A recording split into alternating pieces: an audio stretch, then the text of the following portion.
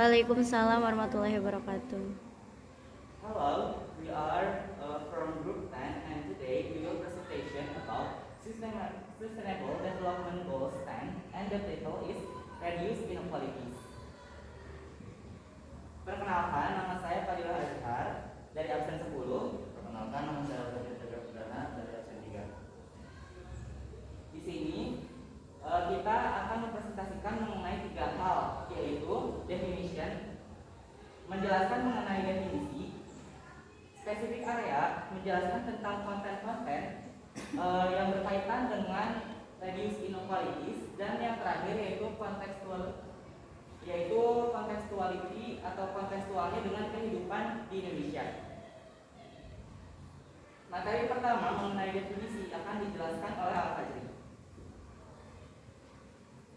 Sustainable Development Goals 10 or Goal 10 or SDG 10 is about reduce inequality and is one of the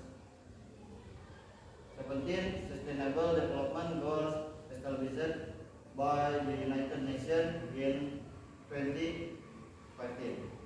The goal title is Reduce Inequality within and among countries. Tidak sekarang dimulai dengan undian kelahiran. Siapa orang tua kita dan di mana kita dilahirkan, yang menyebabkan variasi dalam sumber daya dan peluang yang tersedia bagi orang-orang. Ketidaktaraan dan ketidakberuntungan sosial dan ekonomi di awal kehidupan dapat membatasi peluang untuk realisasi hak-hak seseorang dan kemampuan untuk mewujudkan potensi penuh seseorang. Diskriminasi berdasarkan usia, jenis kelamin, kelompok etnis atau ras, status disabilitas, orientasi seksual, status migrasi, tempat tinggal, atau faktor lain merugikan beberapa individu dengan berbagai cara yang berbeda dan seringkali tidak terlihat sepanjang hidup mereka. Pola ketimpangan ini diwariskan dari generasi ke generasi. Oleh karena itu, intervensi dini dan investasi pada semua anak, terutama yang termiskin dan paling terpinggirkan, sangat penting untuk mengatasi kemiskinan dan ketidaksetaraan antar generasi. Pencapaian tujuan 10 dan SDG secara lebih luas membutuhkan strategi yang matang untuk mencapai yang terjauh. Materi selanjutnya mengenai spesifik area yang akan disampaikan oleh saya sendiri.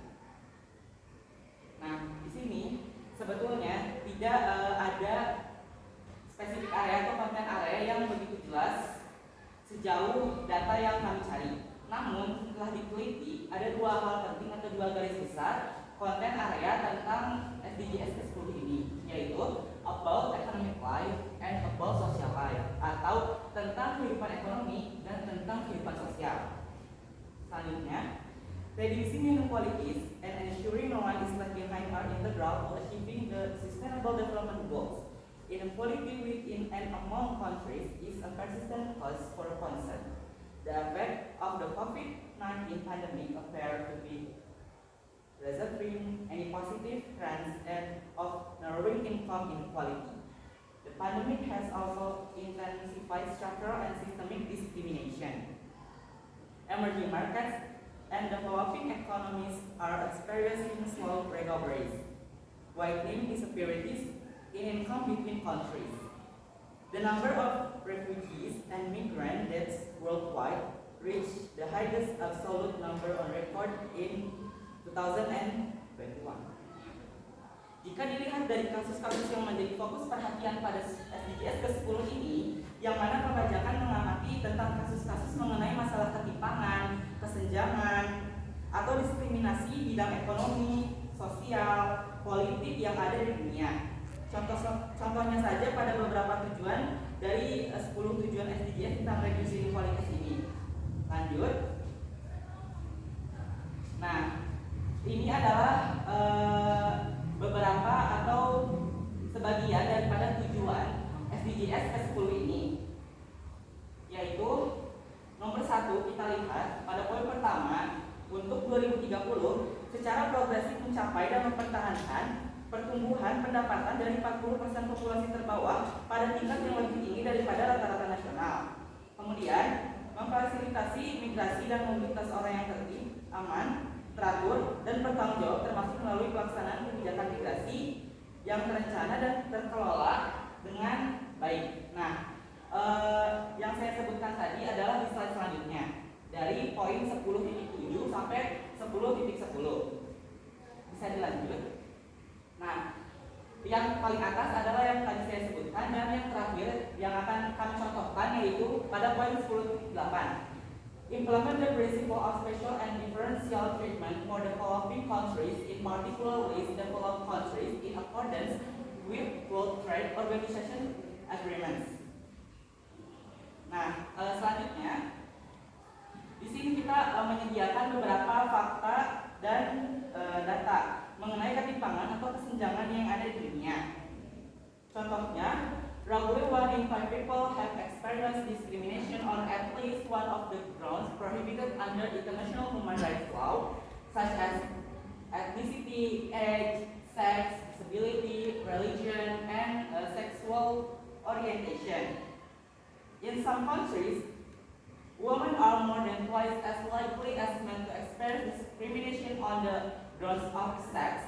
1/3 of persons with disabilities experience discrimination. Dan yang paling atas yaitu efek pandemi telah mengintensifkan kemunculan sosial. Di antara 18 negara yang memiliki data untuk tahun 2020, 2/3-nya atau berarti 12 negara dari 18 negara tersebut melihat tingkat kenaikan pendapatan yang relatif rendah pada tahun 2020. Selanjutnya, next topic is about inequality condition in Indonesia.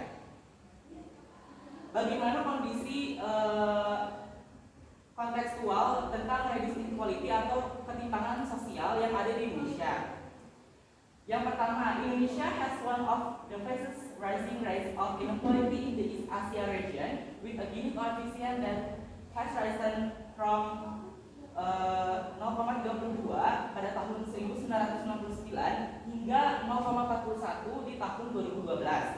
Selanjutnya, ini adalah beberapa kata-kata dari Bank Dunia, yaitu rising inequality may begin to adversely affect social and political cohesion and hinder future economic growth.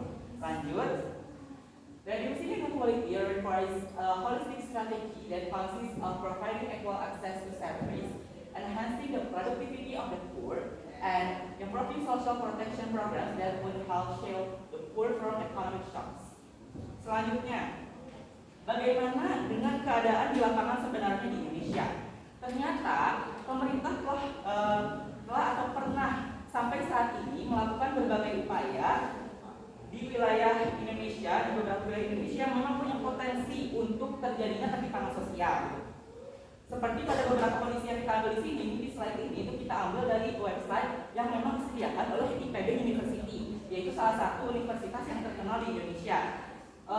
Di sini contohnya adalah tipologi dan ketimpangan antar gugus pulau dan wilayah pembangunan di Provinsi Maluku. Kemudian infrastruktur terhadap ketimpangan pembangunan ekonomi daerah di Provinsi Aceh, dan yang terakhir yaitu sinergi kebijakan pertanian dan program pelindungan sosial pada ekonomi rumah tangga pertanian di Kabupaten Karawang, Jawa Barat. Lanjut akan disampaikan kembali oleh Alfred. Di sini tentang condition about inequality in Indonesia. Ada condition determining inequality in Indonesia. Ada dua, yaitu inequality of household consumption in Indonesia has started to rise since 2000.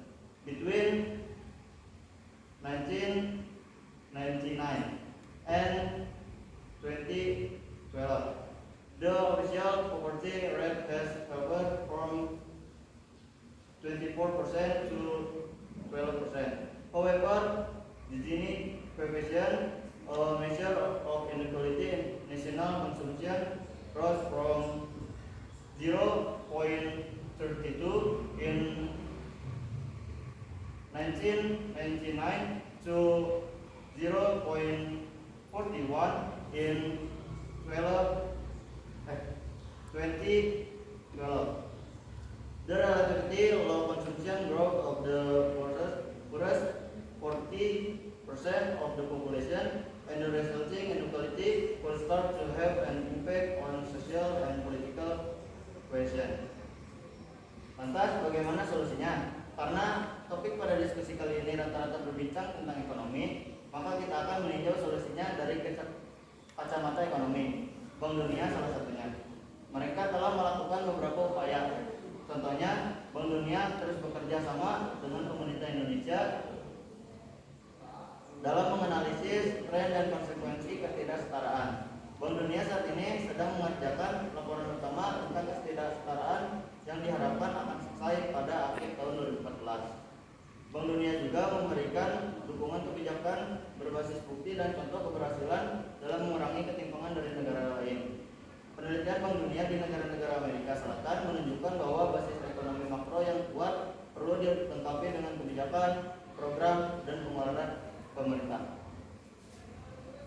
Mungkin itu saja yang dapat kami sampaikan pada kesempatan kali ini. Mohon maaf atas kekurangan dan hal-hal yang mungkin tidak kami inginkan. Terima kasih. Billahi taufiq wal hidayah. Wassalamualaikum warahmatullahi wabarakatuh.